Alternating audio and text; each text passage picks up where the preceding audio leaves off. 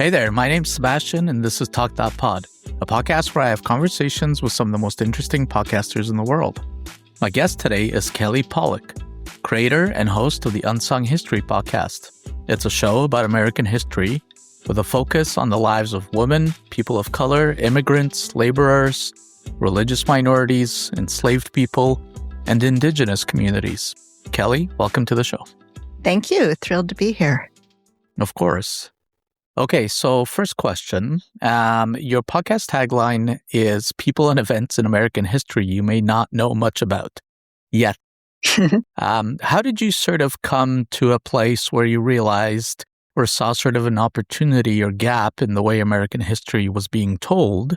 And how did that lead to you starting a podcast? My master's degree is in religious studies from many decades ago now. I was in a PhD program, left with a master's. And my focus was on nature religion and women, mostly contemporary American religion.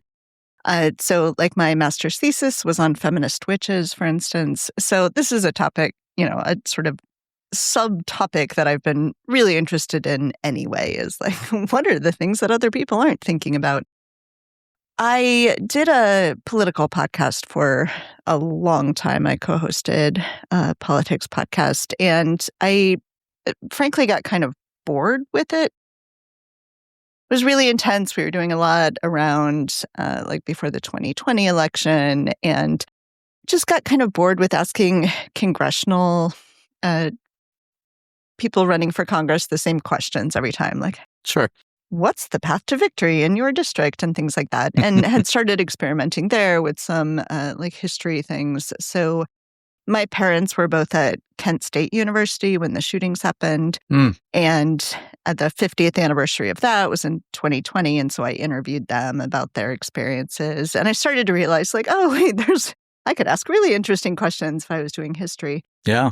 And then I just kind of started brainstorming, like, okay, if I'm going to do a history podcast, what am I going to do? And my husband kept giving me ideas that were all about like presidents and stuff. And I just kept thinking, like, that's not what I want to cover.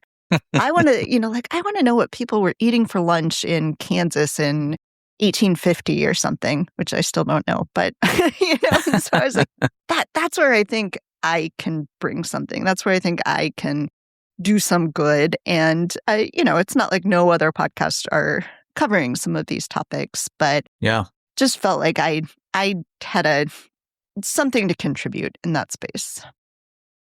So as I mentioned at the top of the show, the podcast focuses specifically on various groups of people. Was that scope sort of intentional from day one, or did it sort of evolve over time? I think it evolved some, and, there is the very occasional episode that is, doesn't necessarily cover one of those groups. But I think that it kind of goes along with the stuff that I was always interested in.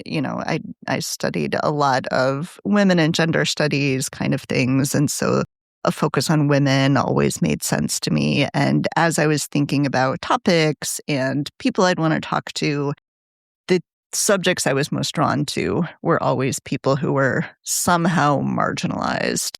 And that can mean lots of different things at different points in American history. But, if somebody comes to me and pitches a topic that's like a biography of a rich white man, I'm probably not going to say yes, because I'm just not that interested in it. So I think that it evolved, but it was always there. Yeah. So what I've seen from listening to the podcast, it sort of has this very deliberate two-part structure. You give this sort of narrative background at the start that's followed by an expert interview. Yeah. I'm curious how you landed on that format, and have you sort of played around with that format? Have you thought about changing it?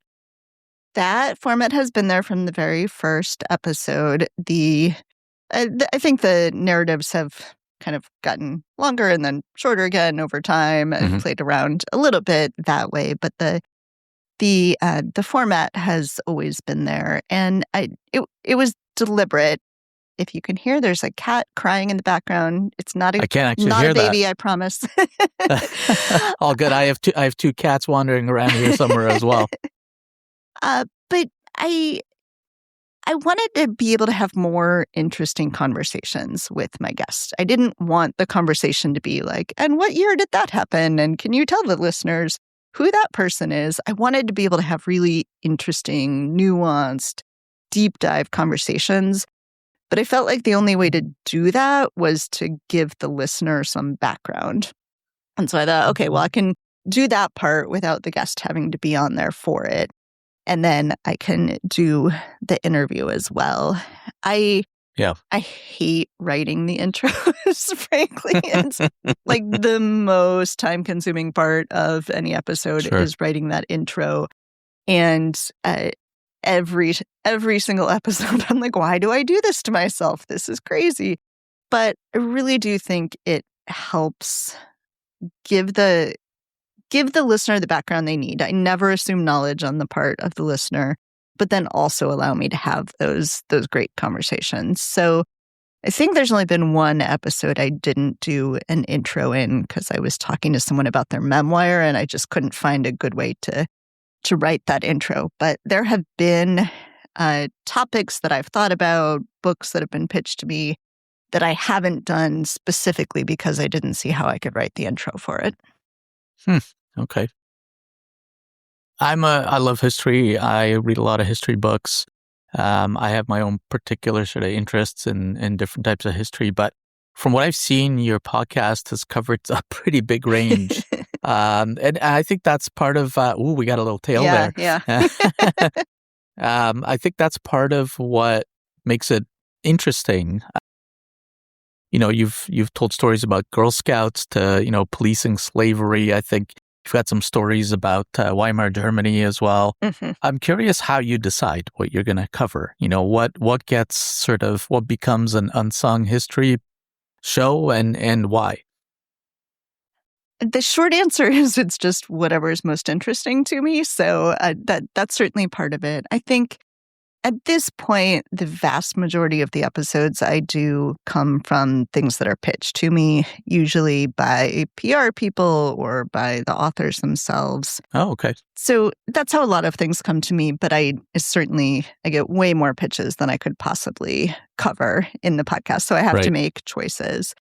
And not everything does. There are some times where an event happens or, suddenly the Panama Canal's in the news and I go, okay, we got to do an episode on the Panama Canal. Or when the DNC said they were hosting the convention in 2024 in Chicago, I said, we got to do an episode on the 1968 DNC convention in Chicago. Right. So sometimes things come from that, or sometimes I think like, I just need a break from talking about slavery and let's do an episode that's a little bit lighter, So some things happen that way. I think the guiding principle that I use to decide is and there are exceptions to everything I'm about to say.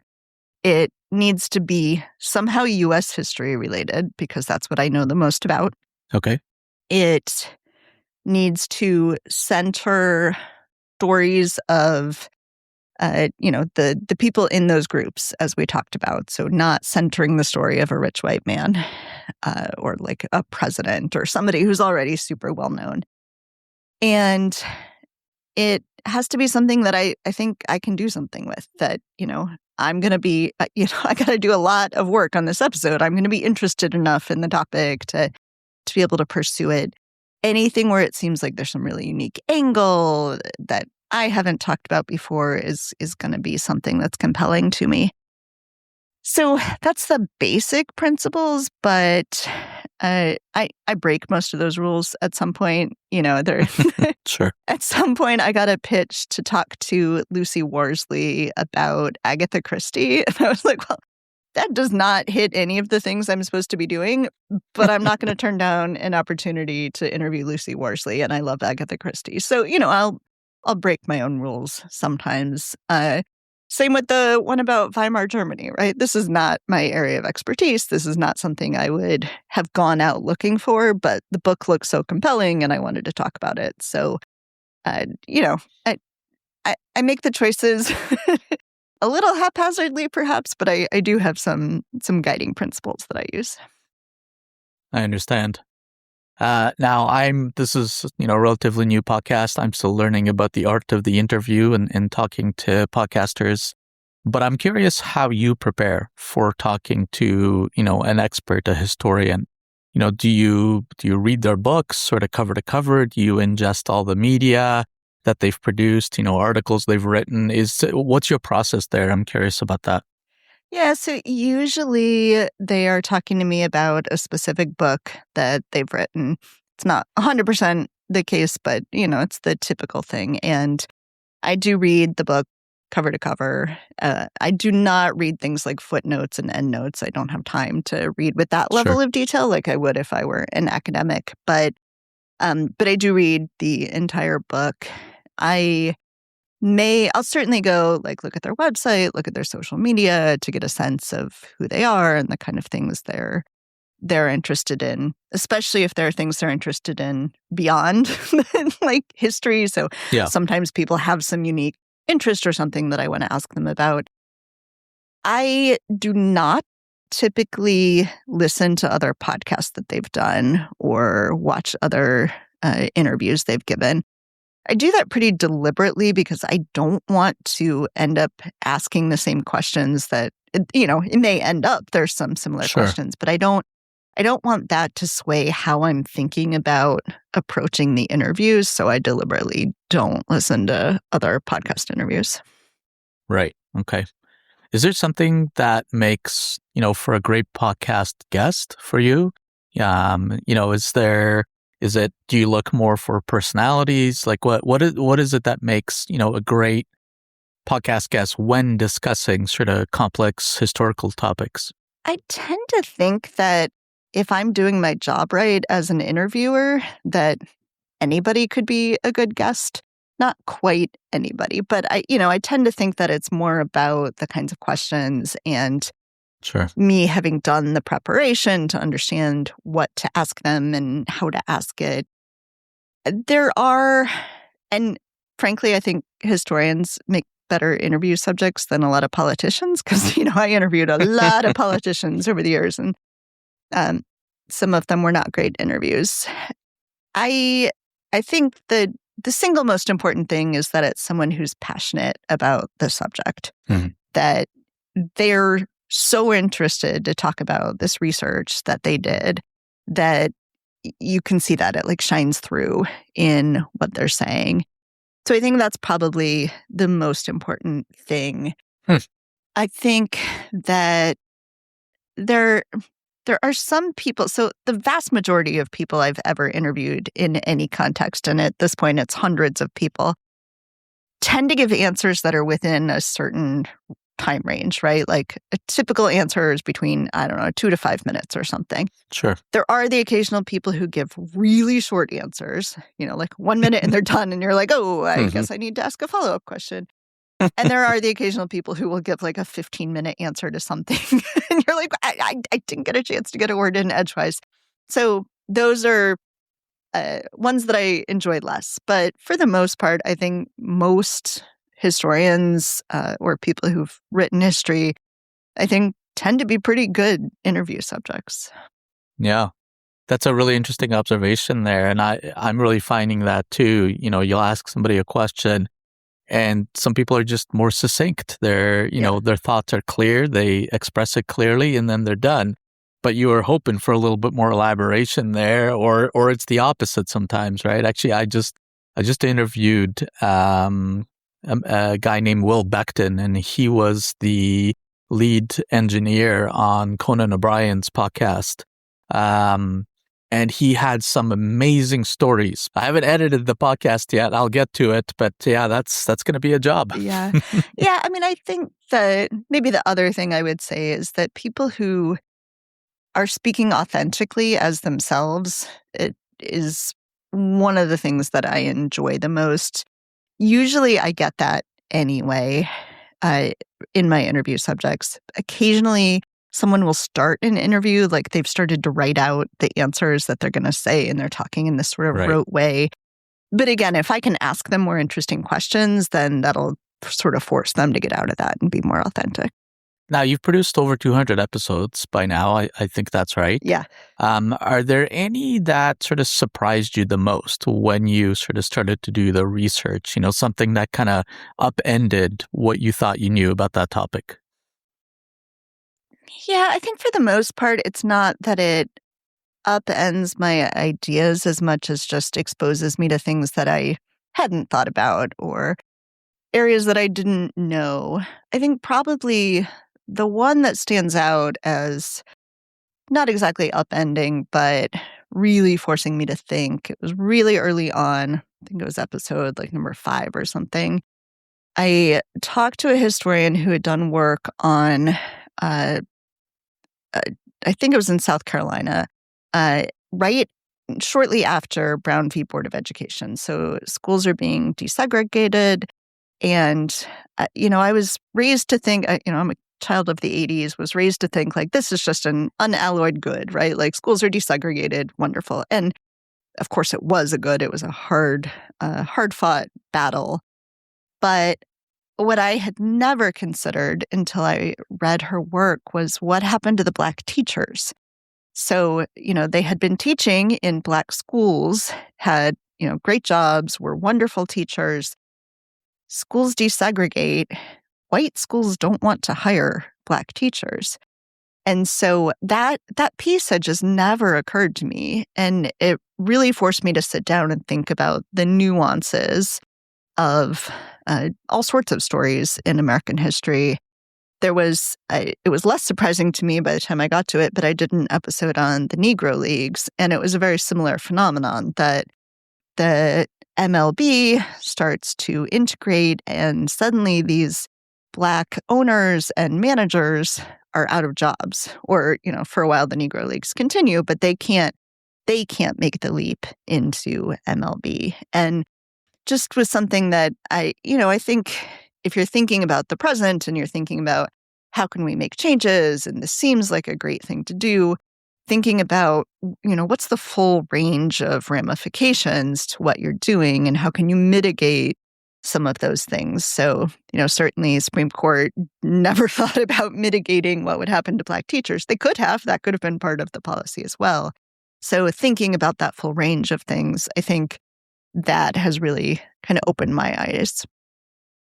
Fascinating. Yeah, there's all kinds of little nooks and crannies that you can explore. Yeah. That you normally would not even think about. I want to switch topics quickly. Sure. And just talk a little bit about podcast marketing and promotion. You've been running this podcast, I think, since 2021. Yeah. I don't know what your opinion about this is, but I see the history podcasting space as quite crowded. It feels like there's a lot of history podcasts, even a lot of American history podcasts, maybe dozens, if not hundreds. I'm curious how you differentiate Unsung History from, all the other ones out there. Yeah. There are a lot.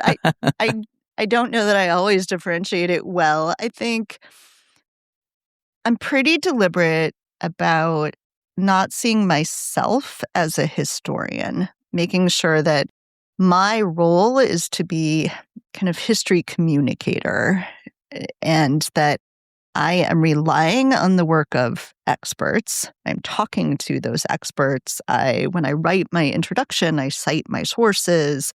That, I'm trying to be pretty deliberate about that.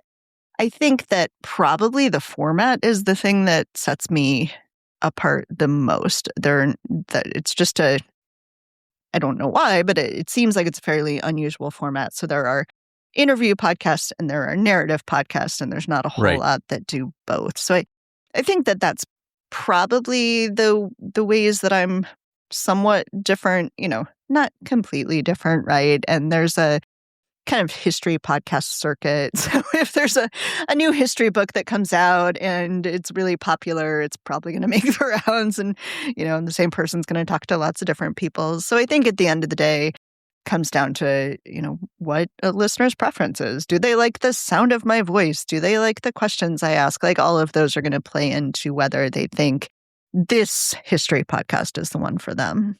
when you first started, was audience growth sort of slower or faster than you expected? Faster, for sure. So, Faster. Okay. yeah, as I said, I did a politics podcast for a long time that was, it's going to sound, I don't know if I've ever talked about this publicly, but I think it seemed much bigger than it was. So we would get Oh. these incredible guests. Like I've interviewed Elizabeth Warren, I've interviewed Oh, Kirsten wow. Gillibrand, really incredible guests. But it was pretty small listener-wise. We would get maybe a really big episode with a big guest might get 800 downloads or something. But the typical episode was more like, 100, 200. Like it was pretty small. And What was the name of that podcast? it was Two Broads Talking Politics. And we ran for over 500 episodes. And so I think Wow. there were probably plenty of people who listened to some episodes and not all, that sort of thing. So over time, a lot of people had listened to it. But, I would be at like a politics convention or something, and I would tell somebody I was the co-host of Two Broads Talking Politics, and like everyone had heard of it. Everyone knew what it was. People were trying to get their candidates on it, but it just wasn't reaching that many people. So I just kind of assumed, like, I'm not going to reach any more people with a history podcast, and I was wrong. It very quickly, I am reaching more people, and I think that feels like it happened relatively quickly and relatively organically in ways that were, and some of it was deliberate, but some of it was just kind of surprising to me. And I think one big difference is that the podcast I'm doing now, this history podcast, I am deliberately producing more or less evergreen content, right? You could go back right now and listen to the first episode, and it should still be just as relevant as it was the day that I released it. Politics podcasts, like 2 days later, it's no longer relevant. So Yeah. people didn't go back and listen to old episodes. So I think that might be some of the difference in growth is that when people discover this podcast, sometimes they'll go back and listen to every episode that they haven't heard up until then, where that clearly wasn't happening with Two Broads Talking Politics. That's such a strong point, I think. A lot of podcasters are sort of pulling out their hair trying to figure out how to get more listeners. And that evergreen content, you're right, can have an extremely long tail. Yeah.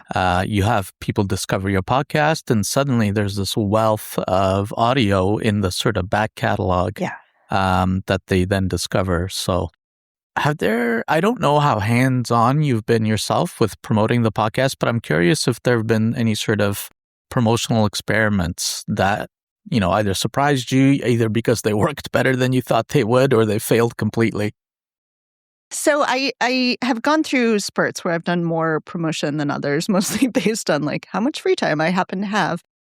Sure. I think the single biggest thing that gets people to the podcast is either me guesting on another podcast or getting a really big guest who then they don't even necessarily have to do a lot to promote it, but they even just like repost my post or something. So Kevin Cruz, who's a Princeton historian, has, I don't know, something like 300,000 followers on Bluesky.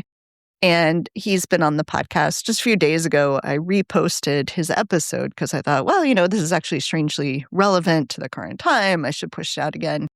He reposted it, and I got 200 downloads of that episode that day just because he happened to have like re-Blueskyed it, whatever the term we use there is. So that's always, I think, probably not surprising, but that's always a pretty good way to promote. I think the thing I've done that I think I haven't seen a whole lot of people do and is a pretty good way to get not new like episode downloads, but people just interested in the podcast in general, is I will occasionally go on social media and say, okay, you tell me what you're interested in, and I'll tell you what episode to start with in my podcast. And so somebody will say, like, I like baseball. And so I'll point them, I've got a couple of episodes about baseball. Or, they'll say, I don't know, I like fashion. And so, all right, well, great. I've got a few episodes about fashion history. Point you to the specific episodes. That, I think, it's really fun. It's engaging. It takes a lot of work. So I don't do it very often. But I think that's one that I just kind of did it because I thought it would be fun and didn't realize that it could actually lead to long-term listenership. That's a good segue actually into my next question. I was going to ask you, you do have a following on social media across a bunch of different platforms. I'm curious whether any of those platforms have sort of stood out for you in terms of engagement or driving new listeners. I really miss the old Twitter. Me too. The old Twitter was far and away the best engagement tool I had for podcasting. I don't think the history podcast would have happened if not for Twitter, because I found like a community of historians and started to be able to make connections and get guests and things that way. So I'm not on Twitter anymore, and I don't think it would have that kind of impact anymore. For me, it's Bluesky is the closest analog. I think one thing I do differently on Bluesky, on Twitter, I had podcast accounts. So Unsung History had an account, Two Broads Talking Politics had an account, I had a personal account, and I had sort of different personas on each of them.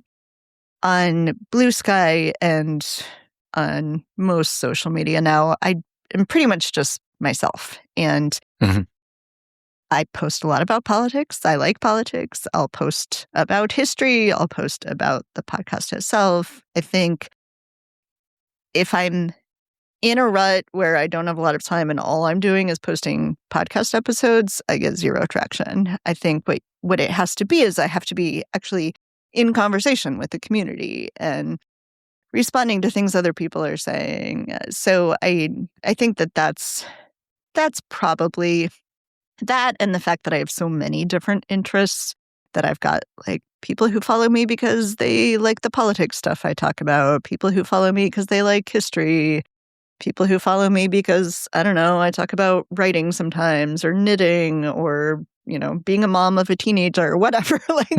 People find me through different avenues, I think. Yeah. Now, correct me if I'm wrong, you're producing this podcast while working full-time as an administrator at the University of Chicago. What does a week in your life actually look like in terms of, production time for the podcast? Yes. And here is where you will learn why I just put this podcast out every other week and no longer every week. It used to be every week. Right. So the big chunk of time at the front is reading whatever the book is for that week. That, a typical history book is going to be 200 to 300 pages or 200 to 300 content pages without the footnotes or endnotes. So I read pretty quick, but I'll read in the evenings. I'll read on my lunch break. If there's an audiobook, I'll listen to the audiobook. Usually if I do that, I listen to it twice to make sure I've sort of really gotten everything. So I'll do that. I typically conduct interviews on Fridays on my lunch hour and then edit Friday night. Write the narrative intro on Saturday, record and edit the intro on Sunday, and add all the show notes, episode art, episode music, things like that. And then it goes up Monday.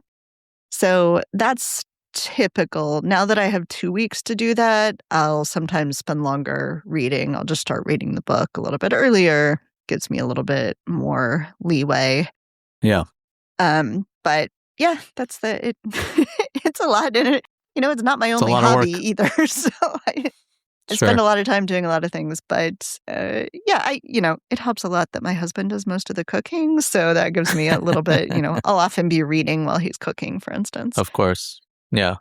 Yeah, that's also, I think, a salient point for other podcasters as well. I find that sometimes they become sort of slave to the schedule. They have to put out an episode every, whatever it is, every week, every few days, whatever cadence that they set. But, I think you're a good example of somebody going, okay, what's realistic here? I have a full-time job. I'm trying to get, work done. I can only do so much and, output a quality product. If you change your schedule to once every 2 weeks, for example, like you have, So yes, I think that's important. Yeah, at some point I was like, if I keep up weekly, I have no weekends. Every single weekend, I'm spending the whole weekend doing this. And this gives me more time to, be able to go to a show with my family or whatever. So I think it was important for my mental health and my ability to put out a quality podcast. And I switched to the every other week after I had gone on hiatus for a few months. I was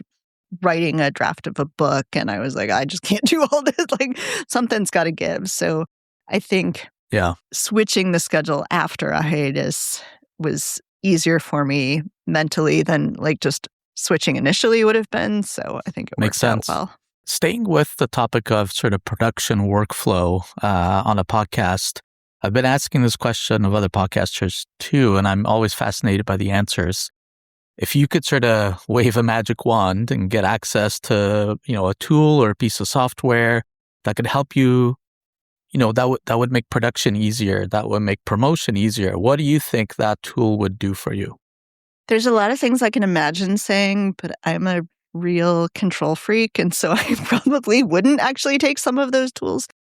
I think for me, if there were a tool that would look at what has happened on this date in history on every date and match it to an episode that I've done and push it out on social media. Because I sometimes do that manually. I'm on some email lists that'll tell me this happened on this day in history, and I'll go, oh, that's very close to this episode or something. And I think it's really fun, and I don't know how much listenership I actually get out of it when I do it, but it's fun to do, and I would like to do that, but there's just no way I can keep up with it. So if there's a tool that could do that I would definitely pay money for. Yeah, that's an interesting idea for sure. I want to switch gears again and just talk more broadly about podcasting a little bit and sort of its impact on our discourse as a society and kind of the moment we're living through. I think, again, we're living in a politically fraught moment where things like how history should be taught are suddenly up for debate. We have battles over school curriculum, book bans, arguments about whose stories deserve to be told.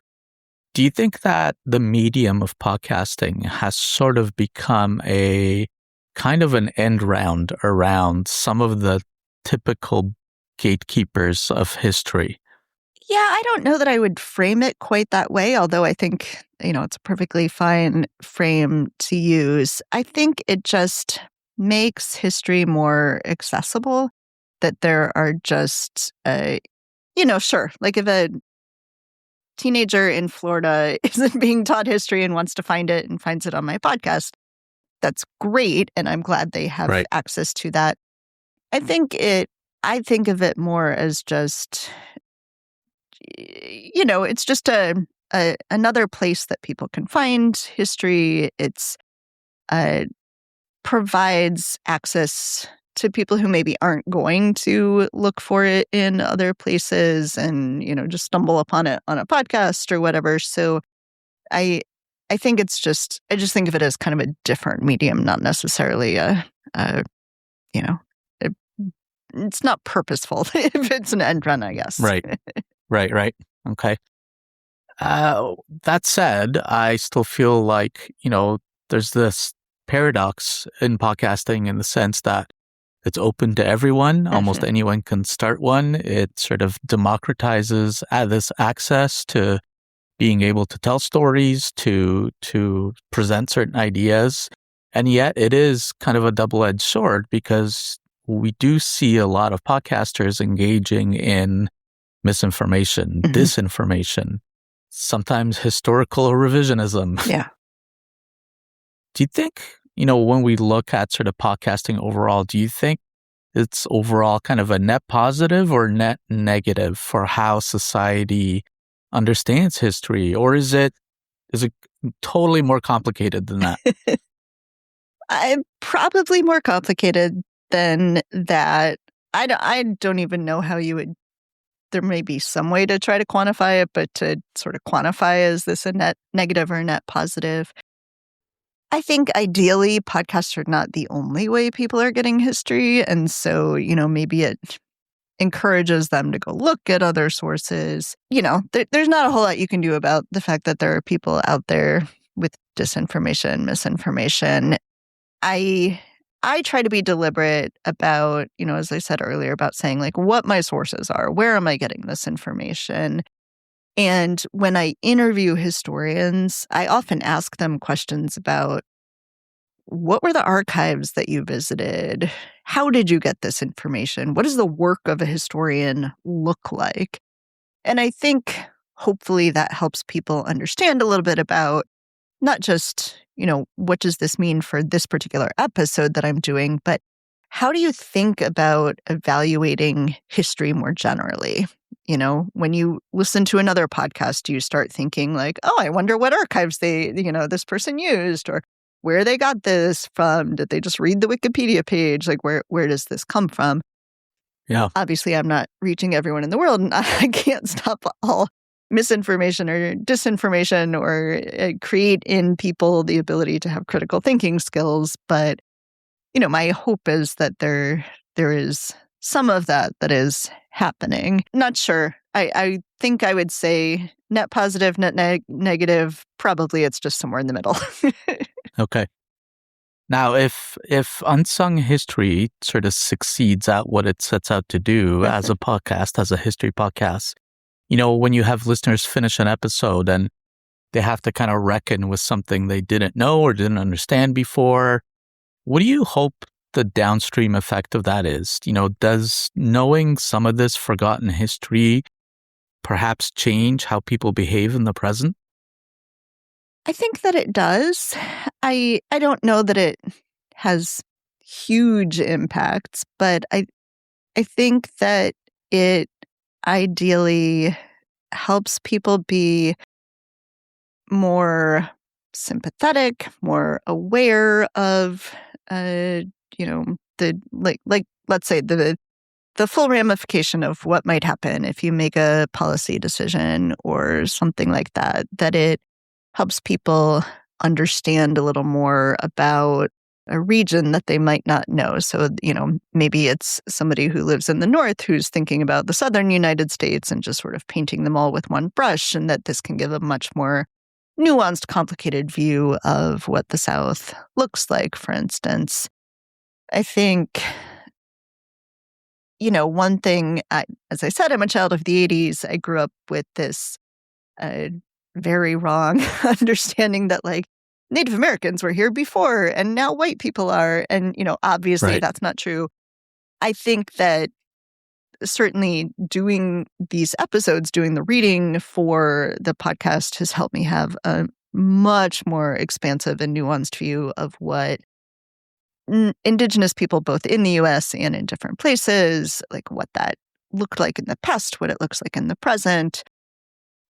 So I think it's doing, hopefully, if people are, sort of responding to the podcast the way I hope that they are, I think it's doing a lot of work in informing somebody's worldview. So it's not necessarily like they're going to take this specific action. I don't have calls to action, for instance, but I think that it hopefully can really broaden their mind. Ideally, they're doing more research on some of this, right? They read the book that somebody wrote and get a, deeper dive into it. Or, I don't know, maybe there's people out there who listened to the podcast years ago and now have, gone to be a history major or something. I don't know if that's true, but, that... Wouldn't that be lovely? That would be wonderful. Okay, Kelly, final two questions. Yes. First, what are three podcasts you'd recommend? All right. So I think in the history podcast world, I would say Dig, which is a history podcast. It is produced by 4 women historians. They all have PhDs, and they're not typically interviewing people. They're doing a lot of the research on their own, and they use all primary sources or academic sources. They list all of their sources in their show notes. So I would say Dig is one. Second, I would say Science Friday, which is, I think it's one of the NPRs, I forget which one, puts it on.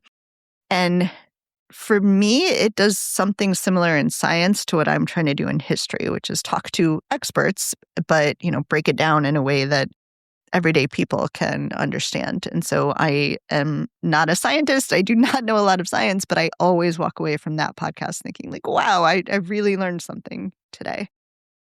And then I, not surprisingly, love politics. I listen to tons of politics and news podcasts. I think in that world, I'm going to go with Fake the Nation by Negin Farsad. So she's a comedian, and she sometimes guest hosts or is on the panel for Wait, Wait, Don't Tell Me, which is another favorite of mine. Mm-hmm. And she always has two other panelists on with her. Often they're also comedians. They're talking about news and politics and, things that are happening in the world, but they're sharp and funny. And so it makes me think. It often introduces me to new ideas, but it also makes me laugh, which I think is pretty important when you're thinking about the world right now. And where can people find you online?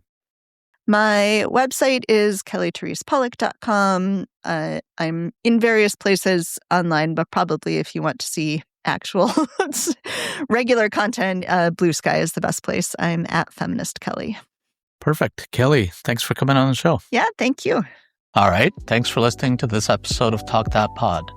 Make sure to follow us on all the social places. Just search for Talk That Pod. And if you're not subscribed yet, this podcast is also available on YouTube at Talk That Pod Show. Also, if you liked what you heard, tell your friends about it. And if you really liked it, give us a follow or subscribe on your favorite podcast app. And if you're a podcaster who wants to come on the show, go to talkthatpod.net and submit a request. Finding great podcasts is hard. That's why you should also check out Find That Pod. It's a podcast recommendation newsletter I write every week, bringing you 5 amazing new podcasts you should listen to. Subscribe today at findthatpod.com. Thanks for listening, and I'll catch you in the next one.